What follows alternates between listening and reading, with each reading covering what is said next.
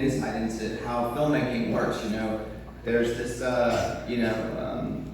theory that French filmmakers came up with called the auteur theory, which applies to a handful of filmmakers and a handful of special kind of films. But a lot of people think that directors are all auteurs, that all directors are the authors of their movie, and as a result, directors get blamed for everything and they get credit for everything. I've done both. In fact, though, a movie of this size it is impossible for one person to be the sole creative contributor. Yes, it is fundamentally a singular vision that has to organize it and guide it and everything. But The Cloak is a great example of how something evolved through the contributions of other people in the process of making the movie. It started with the comics.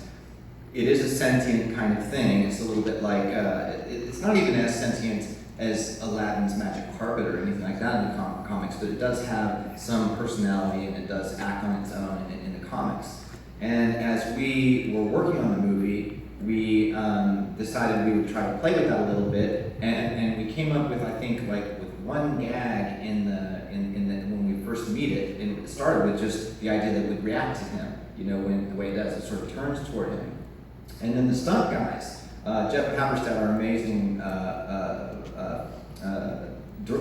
first unit director, he came in and did some of the action pieces because I would always direct everything with the actors, and as much of the stunts as I could. The schedule would sometimes mean he would have to come behind and shoot inserts and shoot some of the time-consuming shots where there'd be lots of glass flying and stuff like that. And he came up with the idea of having the cloak slide him back against the wall to find what's called the crimson bands of Sidorak back there. And so then when he did that, then suddenly we were like, oh, this is great. Why don't we put this all the way through this fight scene? So we then began to come up with those beats, and then we realized, oh geez, now we put so much in this fight scene, we gotta put in the rest of the movie, because now it's a character. And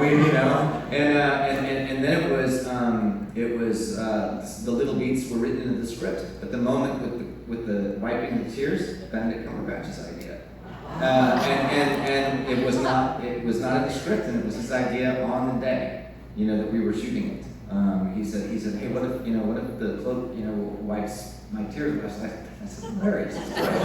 So we came up with the beat of him. I said, pull your collar up, and we'll make it a big superhero movie, and then we'll deflate it.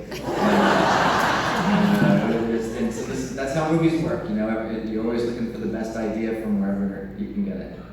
Good question, though. We were joking about the cape and cloak thing, but that was the best question tonight. You should have my job. Got the best answer out of him. But now I have one. What is the difference between a cloak and a cape? That's a cloak. We'll talk about it.